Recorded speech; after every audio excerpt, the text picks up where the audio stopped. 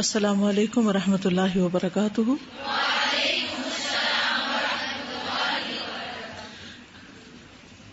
نحمده ونصلي على رسوله الكريم اما بعد فاعوذ باللہ من الشیطان الرجیم بسم اللہ الرحمن الرحیم رب اشرح لي صدری ويسر لي امری واحلل عقدۃ من لسانی یفقهوا قولی۔ ہم ایمان بالرسل کے بارے میں پڑھ رہے تھے، تو یہ بتائیے کہ رسالت کی ضرورت کیا ہے؟ کیا رسولوں کو بھیجا جانا ضروری تھا؟ کیوں؟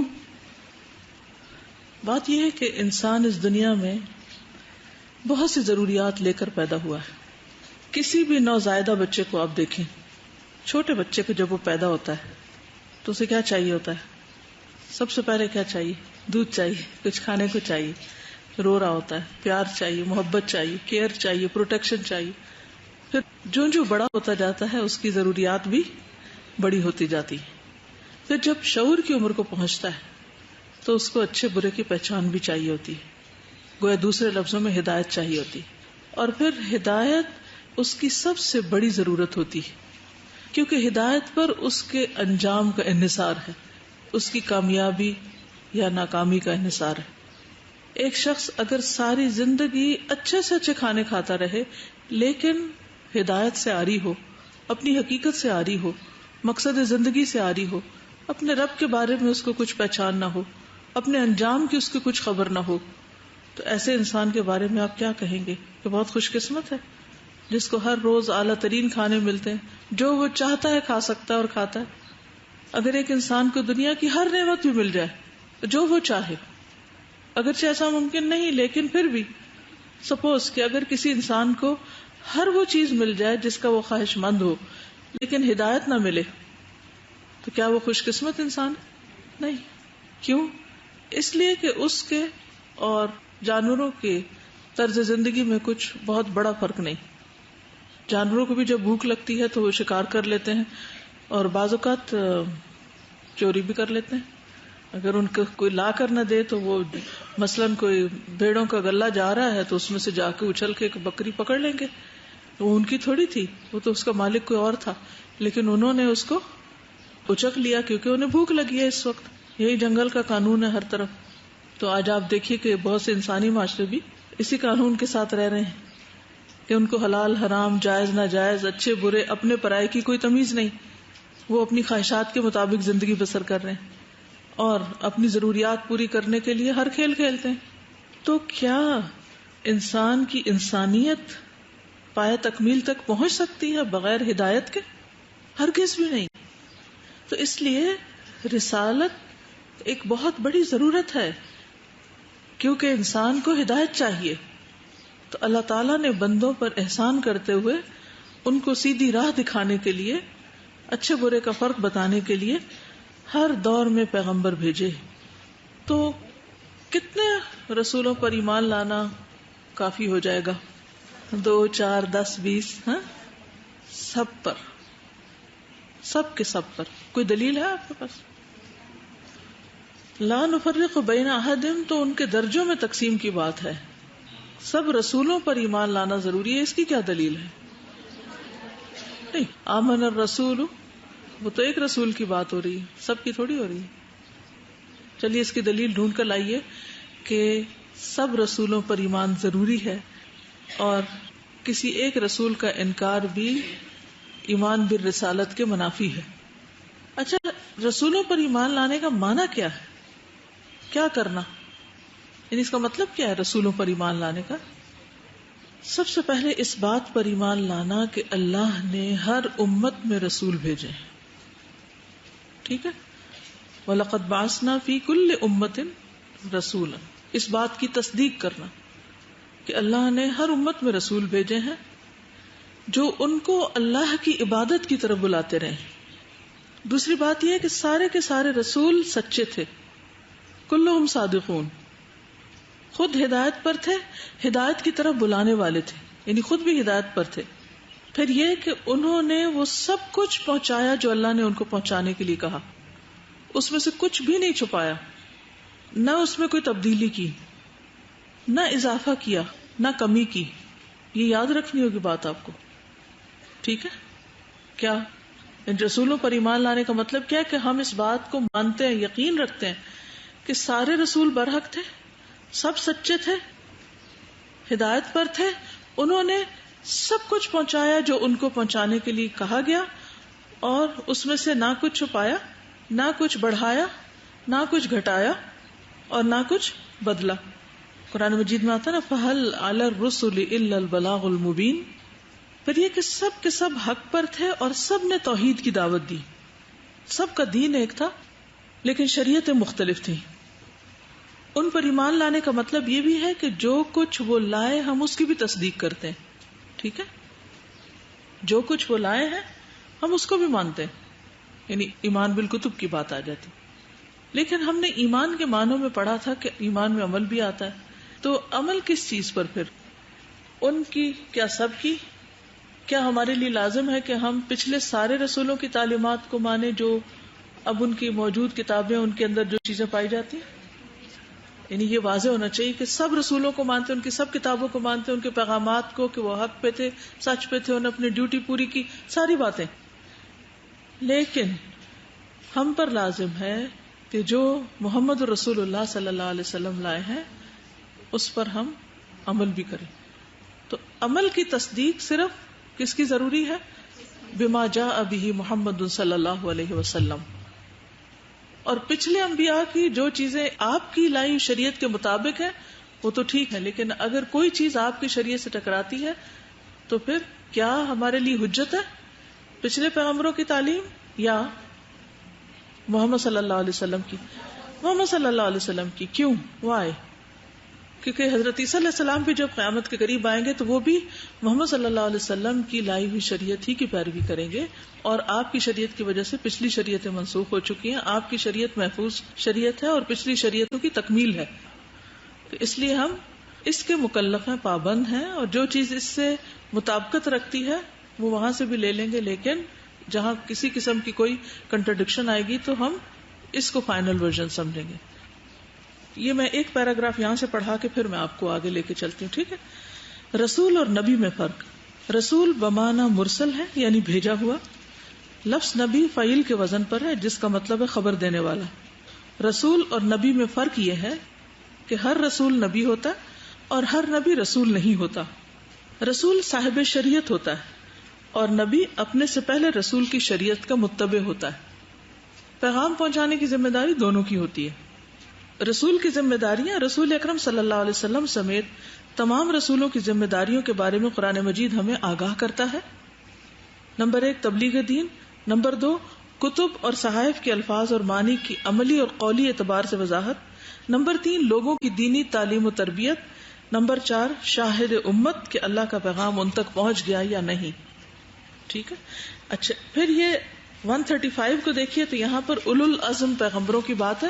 اس کے بعد میں انشاءاللہ آپ کو کچھ چیزیں نئی بھی بتاؤں گی تو اس کو بھی ذرا سا دیکھ لیجئے.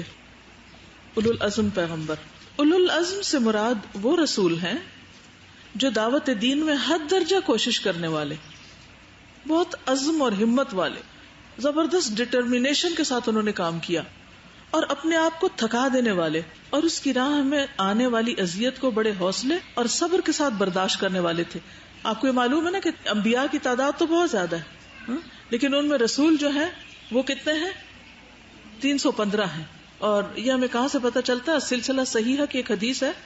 آدم علیہ السلام کلام کیے گئے نبی تھے، یعنی اللہ نے ان سے بھی کلام کیا، اور نوح علیہ السلام کے درمیان 10 صدیاں تھیں. ان کے اور نوح علیہ السلام کے بیچ میں ایک ملینیم تھا، 1000 ایئرز تھے. اور رسولوں کی تعداد 315 تھی. اور ان 315 میں سے پھر اولو العزم کون سے تھے؟ 5، وہ جن کا ذکر پہلے کر چکے ہیں ہم. کون کون سے؟ نوح علیہ السلام، ابراہیم علیہ السلام، موسیٰ علیہ السلام، عیسیٰ علیہ السلام اور محمد صلی اللہ علیہ وسلم. یہ اولو العزم رسل ہیں، اور انہوں نے اپنے آپ کو اپنے مقصد کی تکمیل کے لیے بہت زیادہ تھکایا، بہت تکلیفیں برداشت کی، اور پھر بھی اپنے راستے پر جمے رہے. دیکھیے 2 طرح کے لوگ ہوتے ہیں عام لوگوں میں بھی. ایک وہ لوگ ہوتے ہیں جو رخصت کے طریقے پر عمل کرنے والے ہوتے ہیں دین کے کام میں. رخصت کا طریقہ کیا ہوتا ہے؟ جی مثلا نماز کھڑے ہو کے پڑھنی چاہیے، لیکن بیماری میں بیٹھ کے بھی پڑھ سکتے ہیں. لیکن کچھ لوگوں کو آپ نے دیکھا ہوگا کہ وہ تکلیف میں بھی ہو تو وہ اتنی جلدی ہار نہیں مانتے کہ اچھا چلو بیٹھ جاتے ہیں، یا سجدہ نہیں ہو رہا تو چلو ٹھیک ہے بیٹھ کے اشارے کر لیتے ہیں. نہیں، وہ حد درجے کی کوشش کرتے ہیں، الا یہ کہ پھر بالکل ہی بے بسی ہو جائے. آخری حد تک کوشش کرتے ہیں اور ہمت نہیں ہارتے. اسی طرح جیسے فتویٰ اور تقویٰ کا فرق ہے نا، کہ میں یہ کام کروں یا نہ کروں. بھئی فتویٰ کہتا ہے آپ کر لیں، اجازت ہے آپ کو، رخصت ہے. لیکن تقویٰ کیا کہتا ہے؟ تقویٰ کہتا ہے کہ میں ابھی ٹرائی کروں گا، میں صرف اجازت ملنے پہ نہیں، کر کے دیکھوں گا. اگر میں نہ کر سکا تو پھر اور بات ہے. کچھ لوگ ہوتے ہیں نا کہ جب کوئی کام سامنے آتا ہے تو وہ پہلے سے سوچ لیتے ہیں مجھ سے نہیں ہونا، اور کچھ لوگ کہتے ہیں نہیں میں کر سکتا ہوں. تو obviously جو یہ کہے کہ میں کر سکتا ہوں، لیٹ می ٹرائی، تو اس کا مقام اس کے برابر تو نہیں، برابر نہیں ہوتے. قائدون اور مجاہدون برابر نہیں ہوتے. ٹھیک، لیکن اللہ تعالیٰ آگے فرماتے ہیں کہ دونوں کے لیے اجر ہے. لیکن فضل اللہ المجاہدین علی القائدین اجرا عظیما. ٹھیک ہے نا، تو درجہ تو اوپر ہو گیا نا، ہو گیا کہ نہیں ہوا. اب جو بڑے درجوں کے شوقین ہیں، دنیا میں بھی کئی لوگ بہت درجوں کے شوقین ہوتے ہیں، تو وہ ان درجوں تک پہنچنے کے لیے کیا کرتے ہیں؟ سخت محنت کرتے ہیں اور ہار نہیں مانتے، اور کسی تھکاوٹ کو اور کسی چیز کو راہ میں آنے نہیں دیتے، کسی چیز کی پرواہ نہیں کرتے، نہ جان کی نہ مال کی. وہ بڑھتے چلے جاتے ہیں. اور کچھ لوگ کس طریقے پر عمل کرتے ہیں؟ رخصت کے، کہ کر لوں تو بھی ٹھیک، نہیں کروں تو وہ کہتے ہیں اچھا نفل ہی ہے نا، خیر ہے، مستحب ہے نا، کر لیا تو پسندیدہ، نہ کیا تو کوئی میں کافر تو نہیں ہو جاؤں گی یا کوئی مجھ پہ الزام تو نہیں، ٹھیک ہے مان لیا. نہیں، لیکن آپ کو معلوم ہے کہ اللہ تعالیٰ کے قریب بندہ اپنے فرائض کی ادائیگی کے ساتھ ہی ہو سکتا ہے. لیکن جو لوگ فرائض کے علاوہ نفل ادا کرتے ہیں وہ کتنا قریب ہوتے ہیں اللہ کے؟ بہت زیادہ قریب ہوتے ہیں. اتنا کہ اللہ تعالیٰ فرماتے پھر میں ان کا ہاتھ بن جاتا ہوں جس سے وہ پکڑتے ہیں، اور ان کا پاؤں بن جاتا ہوں جن سے وہ چلتے ہیں. یعنی ان کو پھر اللہ تعالیٰ کی زبردست تائید حاصل ہو جاتی، تو خود بخود ان کے درجے بڑھتے چلے جاتے ہیں.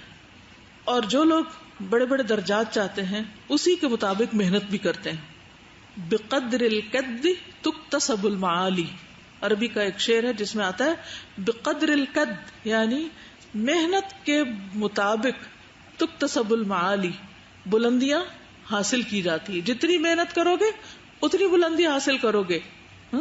من طلب العلا سحر اللیالی، جس نے بلندی چاہی وہ راتوں کو جاگا. اب آپ دیکھیں کہ پیغمبر راتوں کو تہجد میں کھڑے ہیں اور دن ان کے جہاد میں گزر رہے ہیں. تو ان کی زندگی بہت مختلف ہے نا عام انسانوں سے. ہمارے دن کہاں گزرے اور ہماری راتیں کہاں گزرتی ہیں ہم سب کو پتا ہے، اچھی طرح ہم جانتے ہیں. اور ہر چیز میں ہم رخصت لینے کے انتظار میں ہوتے ہیں، موقع ملے تو چھٹی کریں. 3 طرح کے لوگ ہیں نا، وہ جو ثم اورثنا الکتاب الذین اصطفینا من عبادنا فمنهم ظالم لنفسہ ومنهم مقتصد ومنهم سابق بالخیرات باذن اللہ. ٹھیک ہے نا، تو یہ درجے تو ہر جگہ ہیں، انسانوں میں بھی ہیں اور باقی چیزوں میں بھی ہیں. لیکن اللہ سبحانہ وتعالیٰ نے انبیاء اور رسل میں سے 315 رسول ہیں جو صاحب شریعت تھے. سب کے نام ہمیں نہیں معلوم، اللہ عالم، لیکن ہم مانتے ہیں کہ ہاں اگر ایک صحیح حدیث سے یہ بتایا گیا تو ہم اس پر یقین رکھتے ہیں. اور ان میں سے 5 پھر اولو العزم ہیں جن کے اوپر سخت تکلیفیں آئیں، پریشانیاں آئیں، لیکن وہ جم کر رہے. نوح علیہ السلام، ابراہیم علیہ السلام، موسیٰ علیہ السلام اور عیسیٰ علیہ السلام. رسولوں کی صفات قرآن مجید کے مطالعے سے مدرجہ ذیل صفات پتہ چلتی ہیں. نمبر 1، وہ صادق ہوتا ہے، یہ ایک اہم وصف ہے جو نبی میں بدرجہ اتم ہوتا ہے. نمبر 2، وہ مبلغ ہوتا ہے، ہر حال میں جہاں کہیں بھی موجود ہے دعوت دین کو وہ کھلم کھلا مگر موقع کی مناسبت سے دیتا ہے. نمبر 3، وہ امین ہوتا ہے، وہ اللہ کے پیغام پہنچانے میں، لوگوں کو راہ راست دکھانے میں کبھی بھی خیانت نہیں کرتا. نمبر 4، وہ بہت ذہین اور انتہائی سمجھدار ہوتا ہے، جھگڑنے والے کو ایسے معقول دلائل دیتا ہے جو ضمیر اور دل و دماغ کو اپیل کرنے والے ہوتے ہیں. نمبر 5، خلقی اور خلقی، یعنی جسمانی اور اخلاقی اعتبار سے وہ ان تمام عیوب سے پاک ہوتا ہے جو لوگوں کو اس سے متنفر کریں. نمبر 6، وہ معصوم ہوتا ہے. اللہ تعالیٰ ان انبیاء کرام کو گناہوں اور سفلی خواہشات، گھٹیا خواہشات سے محفوظ رکھتا ہے. وہ خلاف مروءت کاموں، عزت و وقار کے منافی اعمال اور انسانی قدر و منزلت کو برباد کرنے والی حرکتوں سے بچے رہتے ہیں. انبیاء کے معصوم ہونے کی وجہ یہ ہے کہ یہ پاک باز اور مقدس اپنی مرضی سے کچھ نہیں کہتے اور کرتے. ان کا ہر کام اللہ کے حکم اور وحی کے مطابق ہوتا ہے. خصوصاً حضرت محمد صلی اللہ علیہ وسلم کے متعلق تو قرآن وضاحت سے کہتا ہے وَمَا يَنطِقُ عَنِ الْهَوَىٰ إِنْ هُوَ إِلَّا وَحْيٌ يُوحَىٰ، سورۃ النجم. اور وہ نبی اپنی خواہش نفس سے کچھ نہیں فرماتے مگر وہی جو کچھ انہیں وحی کیا گیا. اسلام واحد دین ہے جو انبیاء کی عصمت کا داعی ہے اور انہیں بہتر اور عمدہ القاب سے نوازتا ہے، مثلاً محسنین، صالحین، فضلنا علی العالمین، صدیقا نبیا، لسان صدق علیا عند ربہ مرضیا، وغیرہ وغیرہ. اور جیسے اواب اور اواہ کی صفات بھی آتی ہیں. ٹھیک ہے، مختلف انبیاء کی صفات اگر آپ قرآن مجید میں دیکھیں تو یہ بھی ایک دلچسپ موضوع ہے. اب یہ ہے کہ ان تمام کے درمیان کچھ قدریں مشترک ہوتی ہیں. ٹھیک ہے، یہ بتائیے کہ تمام انبیاء کے بیچ میں کون کون سی چیزیں مشترک ہیں، کامن ہیں. مشترک کا مطلب ہوتا ہے کامن. توحید. تمام انبیاء جو تھے انہوں نے توحید کا ہی سبق دیا. ایک تو یہ کہ یہ آپس میں بھائی ہیں، ان کا باہمی رشتہ کیا ہے؟ بھائیوں کا، یعنی محبت کا رشتہ ہے. نبی صلی اللہ علیہ وسلم نے فرمایا تمام انبیاء علیہم السلام باپ شریک بھائی ہیں اور ان کی مائیں مختلف ہیں، یعنی ان کا دین ایک ہی ہے اور شریعتیں مختلف ہیں. ایک اور روایت میں آتا ہے، لیکن صحیح مسلم کی اس روایت میں آتا ہے کہ میرے اور عیسیٰ علیہ السلام کے درمیان کوئی نبی نہیں، یعنی حدیث کی تکمیل یہاں پر ہوتی. اخوتم من اللات امہاتہم شتی و دینہم واحد، یعنی باپ ایک مائیں مختلف ہوں تو پھر وہ کون سے بھائی ہوتے ہیں؟ اللاتی بھائی ہوتے ہیں. تو شریعت فرق اور دین ایک، یعنی توحید کی دعوت سب نے دی لیکن عبادت کے طریقے مختلف تھے. پھر یہ کہ وہ اللہ کی طرف سے بھیجے گئے. کیا کوئی نبی خود سے خود نبی بن سکتا ہے؟ کوئی دعویٰ کر سکتا ہے؟ نہیں، ان کو اللہ سبحانہ تعالیٰ نے مبعوث کیا. پھر یہ کہ ہر نبی نے بکریاں چرائیں، یہ ایک خاص خصوصیت ہے. اور اس کی کیا وجہ تھی؟ اس کے بہت سے پہلو ہیں. نبی صلی اللہ علیہ وسلم کی سیرت کے وقت بھی آپ کو بتائے گئے تھے. نبی صلی اللہ علیہ وسلم نے فرمایا اللہ تعالیٰ نے کوئی ایسا نبی نہیں بھیجا جس نے بکریاں نہ چرائی ہوں. اچھا، اب آپ مثلاً خواتین بکریاں تو نہیں چرا سکتی ہیں، اگر موقع ملے تو ضرور چرائیں، لیکن چھوٹے بچوں کی تربیت جو ہے نا وہ بکریاں چرانے سے کام نہیں ہے. چھوٹے بچوں کو ہینڈل کرنا، وہ بھی کیا کرتے ہیں، کوئی ادھر بھاگ جاتا ہے، کوئی ادھر بھاگ جاتا ہے، کوئی ٹکرے مار رہے ہیں آپس میں، کوئی چیزیں کھینچ رہے ہیں، کوئی. تو کتنا پیشنس چاہیے ہوتا ہے ایک ماں کو. تو جو خاتون بچوں کی تربیت میں صبر و تحمل سیکھ لیتی اس کے لیے پھر کسی کے ساتھ بھی معاملہ کرنا مشکل نہیں ہوتا.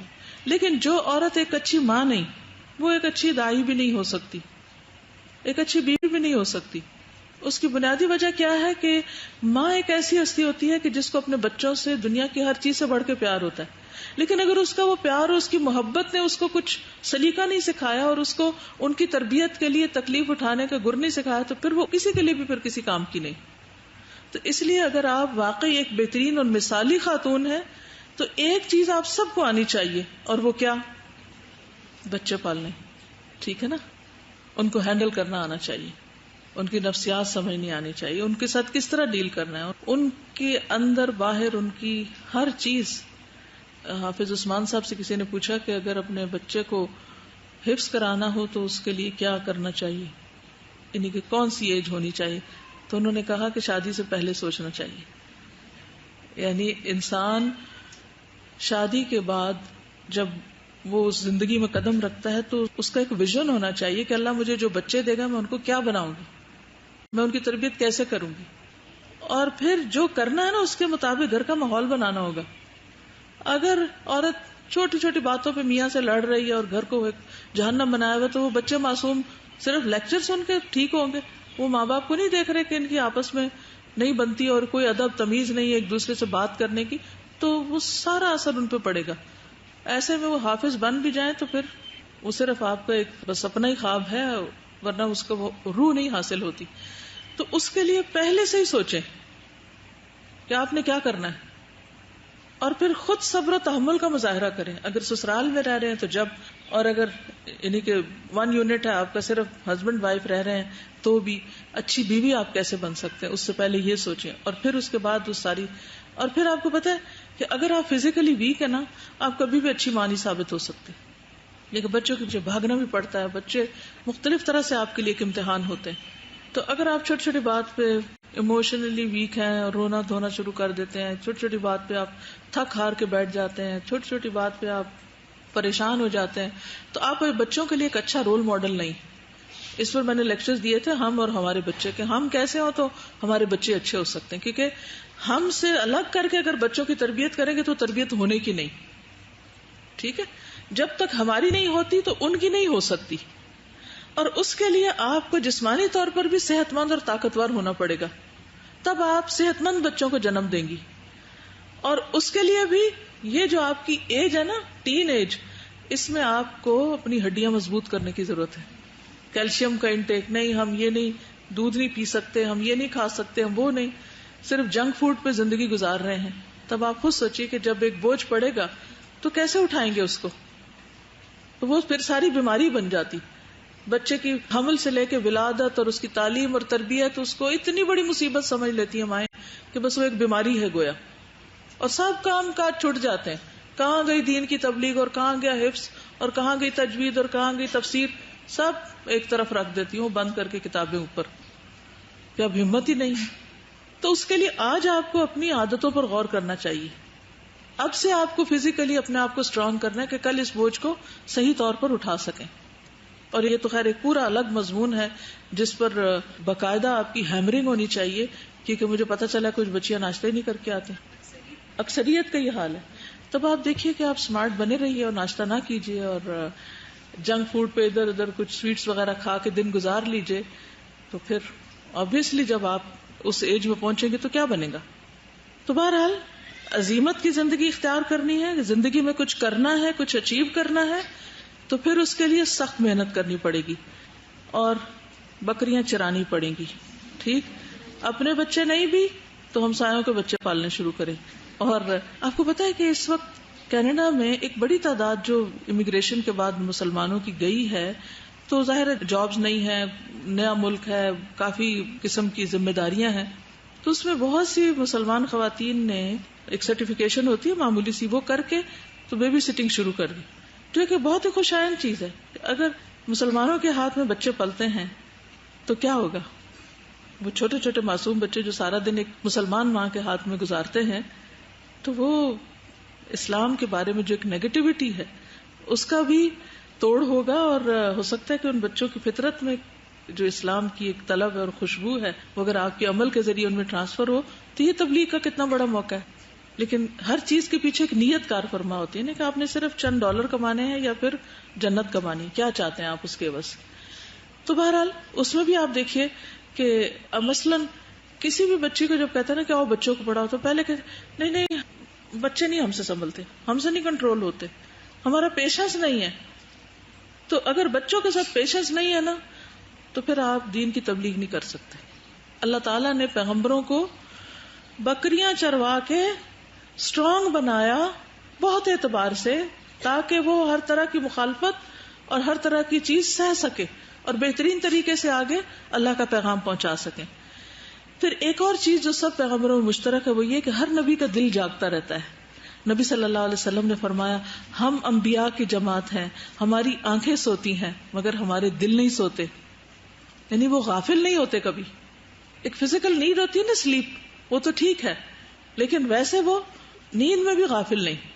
پھر ہر نبی کے حواری اور صحابی ہوتے ہیں، یہ بھی ایک کامن چیز ہے سب میں. اس کا کیا مطلب ہے؟ کوئی ون مین شو نہیں ہوتا، سولو فلائٹ نہیں ہوتی، ٹیم ورک ہوتا ہے. نبی لیڈر ہوتا ہے، اللہ کی طرف سے اپوائنٹڈ ہوتا ہے، لیکن اس کے ساتھ حواری یا صحابی ہوتے ہیں، مددگار ہوتے ہیں. رسول اللہ صلی اللہ علیہ وسلم نے فرمایا، مجھ سے پہلے جس امت میں نبی بھیجا گیا اس کی امت میں سے اس کے کچھ دوست اور صحابی بھی ہوئے جو اس کے طریقے پر کاربند رہے اور اس کے حکم کی پیروی کرتے رہے، یعنی پیغمبر کی زندگی میں بھی اور اس کے جانے کے بعد بھی اس کے پیغام کو آگے لے جاتے رہے. یہ ساری باتیں جو ہیں اگرچہ انبیاء سے متعلق ہیں، لیکن آپ دیکھیے کہ انبیاء سے متعلق ہونے کے باوجود جو لوگ بھی دعوت دین کا کام کریں ان کے لیے ان پیغمبروں کی زندگی میں کیا ہے؟ ایک بہترین اسوہ. کیوں؟ اس لیے کہ آپ بھی کیا کر رہے ہیں؟ آپ بھی اسی مشن کو آگے لے کے بڑھ رہے ہیں نا. پیغمبروں کی وراثت کو آگے لے کے بڑھ رہے ہیں یا نہیں؟ وارث کون ہوتے ہیں پیغمبروں کے؟ علماء ہوتے ہیں، جو علم والے ہوتے ہیں، جو علم کے ساتھ لوگوں کی رہنمائی کرتے ہیں. تو کیا آج کے دور میں لوگوں کو ہدایت کی ضرورت نہیں رہی ہے نا؟ تو اب پیغمبر تو نہیں آئیں گے، تو پھر کون یہ کام کریں گے؟ علماء کریں گے، جو دین کو پڑھنے والے لوگ ہیں وہ کریں گے. تو پھر اگر ان کے اندر وہ کوالٹیز نہیں ہوئی تو پھر وہ کام نہیں ہونے کا صحیح. اس لیے جب ہمیں کہا جاتا ہے لقد کان لکم فی رسول اللہ اسوۃ حسنہ، اور پھر پیچھے حضرت ابراہیم علیہ السلام کی زندگی کو اسوہ حسنہ بتایا گیا، تو وہ بھی اولو العزم تھے، حضور صلی اللہ علیہ وسلم بھی اولو العزم ہیں، اور ہم آپ کی امت ہیں. تو ہمارے اندر بھی دین کے کام کے لیے ایک شخصیت ہونی چاہیے، وہ شخصیت پیدا ہونی ضروری ہے. یہ کام جیسے کسی بھی کام کے لیے ایک شخصیت ہوتی ہے نا. مثلا ایک ڈاکٹر صرف کتابیں پڑھ کے ڈاکٹر نہیں بن جاتا، وہ پورا اس کو ایک مزاج بنانا پڑتا ہے. یعنی اس کے اندر ایک ہمدردی ہو، ایک کیئر ہو، ایک اس پیشے سے دلچسپی ہو، تبھی اس کام کا حق ادا ہوتا ہے نا. تو اسی طرح جو اللہ کی طرف بلانے والے ہوتے ہیں ان کی بھی کچھ خصوصیات ہوتی ہیں. انہیں کچھ مشقتوں سے گزرنا پڑتا ہے اور کچھ مشقتوں کے ساتھ زندگی بسر کرنی پڑتی، تب یہ کام ہوتا ہے. اور تب پھر وہ لوگ آخرت میں اس بات کا اعزاز دیے جائیں گے کہ پھر وہ ان پیغمبروں کے قریب ہوں اور ان سے ملاقات کریں، اور یعنی کہ وہ ان تک پہنچے. پھر ہر نبی نے دجال سے ڈرایا ہے. ایک مرتبہ رسول اللہ صلی اللہ علیہ وسلم لوگوں کے درمیان کھڑے ہوئے اور اللہ کی حمد و ثنا کرنے کے بعد دجال کا تذکرہ کیا اور فرمایا کہ میں تمہیں اس سے ڈراتا ہوں، اور مجھ سے پہلے جو نبی بھی آئے انہوں نے اپنی امت کو دجال سے ضرور ڈرایا، حتیٰ کہ نوح علیہ السلام نے بھی اپنی قوم کو اس سے ڈرایا. یعنی نوح علیہ السلام کتنے ارلی ٹائم میں آئے، انہوں نے بھی ڈرایا.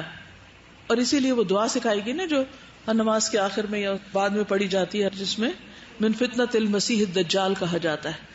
تو دجال ایک ایسی چیز ہے جس سے کیا کرنا چاہیے؟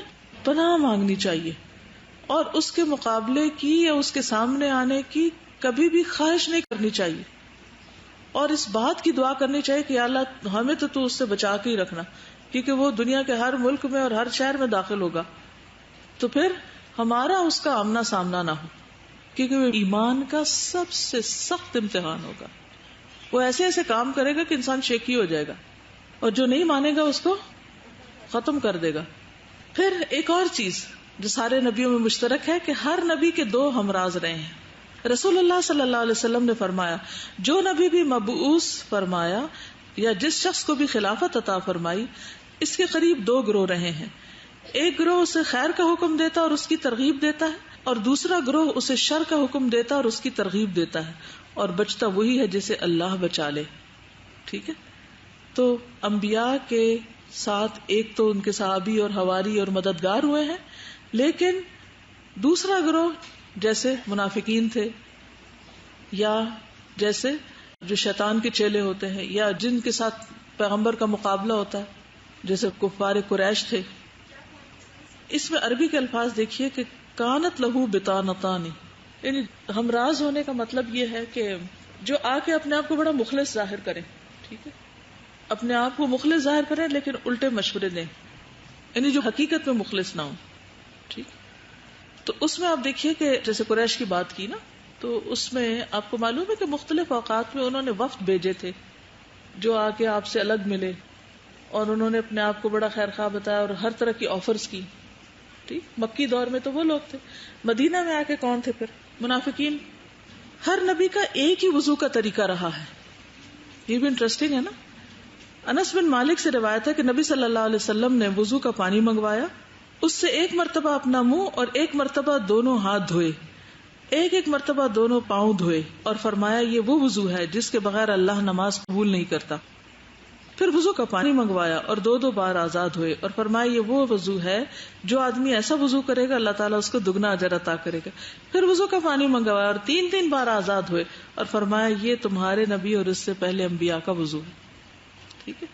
ہر نبی کے نمازوں کے اوقات ایک جیسے ہی رہے ہیں، رسول اللہ صلی اللہ علیہ وسلم نے فرمایا، حضرت جبریل علیہ السلام نے خانہ کعبہ کے قریب ایک مرتبہ میری امامت کی، چنانچہ انہوں نے مجھے ظہر کی نماز اس وقت پڑھائی جب زوال شمس ہو گیا اور ایک تسمہ کے برابر وقت گزر گیا، عصر کی نماز اس وقت پڑھائی جب ہر چیز کا سایہ ایک مثل ہو گیا، مغرب کی نماز اس وقت پڑھائی جب روزہ دار روزہ کھولتا ہے، اور عشاء کی نماز غروب شفق کے بعد پڑھائی، اور فجر کی نماز اس وقت پڑھائی جب روزہ دار کے لیے کھانا پینا حرام ہو جاتا ہے، یعنی بالکل شروع میں، اور اگلے دن ظہر کی نماز اس وقت پڑھائی جب کہ ہر چیز کا سایہ ایک مثل ہو گیا، اور عصر کی نماز اس وقت پڑھائی جب ہر چیز کا سایہ دو مثل ہو گیا، مغرب کی نماز اس وقت پڑھائی جب روزہ دار روزہ کھولتا ہے، عشاء کی نماز رات کی پہلی تہائی میں پڑھائی، اور فجر کی نماز خوب روشنی کر کے پڑھائی۔ پھر میری طرف متوجہ ہو کر کہا، اے محمد صلی اللہ علیہ وسلم، یہ آپ سے پہلے انبیاء علیہ السلام کا وقت رہا ہے، نماز کا وقت ان دو وقتوں کے درمیان ہے، یعنی اول وقت سے آخر وقت تک۔ ہر نبی کو سحری اور افطاری کی ایک جیسی تعلیم۔ نبی صلی اللہ علیہ وسلم نے فرمایا، ہم انبیاء کی جماعت ہیں، ہم حکم دیے گئے ہیں کہ ہم افطار میں جلدی کریں اور سحری میں دیر کریں، اور نماز میں اپنا دایاں ہاتھ اپنے بائیں ہاتھ پر رکھیں، دایاں بائیں پر۔ ہر نبی مشکل وقت میں نماز کی طرف متوجہ ہوتا، انبیاء علیہ السلام پر جب بھی کوئی پریشانی آتی تو وہ نماز کی طرف متوجہ ہوتے، ٹھیک ہے۔ انبیاء اور رسل پر صلی اللہ علیہ وسلم کہہ کر درود بھیجنا۔ نبی صلی اللہ علیہ وسلم نے فرمایا، اللہ کے نبیوں اور رسولوں پر درود بھیجو، اس لیے کہ اللہ نے انہیں بھی میری طرح مبعوث کیا ہے، یعنی ان کے لیے بھی ہم ویسے تو علیہ السلام کرتے ہیں نا، تو ان کو بھی صلی اللہ علیہ وسلم کہہ سکتے ہیں۔ نبی صلی اللہ علیہ وسلم جو ہے ان میں سب سے آخری نبی ہیں۔ پھر ایک اور چیز، کسی نبی کی وراثت نہیں ہوتی، ٹھیک ہے۔ آپ نے فرمایا، ہم انبیاء کی جماعت ہیں، ہمارے مال میں وراثت جاری نہیں ہوتی۔ ہر نبی کو فوت ہونے یا زندہ رہنے کا اختیار ملتا ہے۔ نبی صلی اللہ علیہ وسلم نے فرمایا، بخاری کی روایت ہے، جو نبی مرض الموت میں بیمار ہوتا ہے تو اسے دنیا اور آخرت کا اختیار دیا جاتا ہے کہ کون سا لینا ہے۔ تو انبیاء کیا اختیار کرتے ہیں؟ اپنے رب کے پاس جانا۔ ہر نبی کا جسم قبر میں محفوظ ہوتا ہے۔ نبی صلی اللہ علیہ وسلم نے فرمایا، اللہ نے زمین پر انبیاء کرام کے اجسام کو کھانا حرام قرار دے دیا، یعنی مٹی ان کے جسم نہیں کھا سکتے، ٹھیک ہے۔ تمام انبیاء اپنی قبروں میں زندہ ہیں اور نماز پڑھتے ہیں، ٹھیک ہے، لیکن وہ کیسی زندگی ہے اور کیا نماز ہے اور وہ کس وقت کی نماز ہے، اللہ عالم، کیونکہ ہمارے اور ان کے بیچ میں کیا ہے؟ پردہ۔ پھر انبیاء علیہ السلام کے حوصلے، سب سے سخت آزمائش ان پہ آتی۔ نبی صلی اللہ علیہ وسلم نے فرمایا، تمام لوگوں میں سب سے زیادہ سخت مصیبتیں انبیاء علیہ السلام پر ہی آتی رہیں، پھر درجہ بدرجہ ان کے قریب لوگوں پر آتی۔ ہر نبی پر شدید آزمائش آتی۔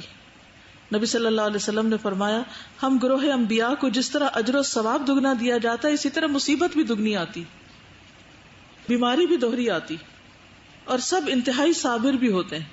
عبداللہ بن مسعود کہتے ہیں کہ میں اس وقت نبی صلی اللہ علیہ وسلم کو دیکھ رہا ہوں کہ آپ ایک پیغمبر کی حکایت بیان کر رہے تھے، کسی پچھلے پیغمبر کی بات کر رہے تھے کہ ان کی قوم نے ان کو اتنا مارا کہ لہو لہان کر دیا، اور وہ اپنے منہ سے خون پوچھتے جا رہے تھے اور دعا کرتے جا رہے تھے، اے اللہ میری قوم والوں کو بخش دے، یہ جانتے نہیں۔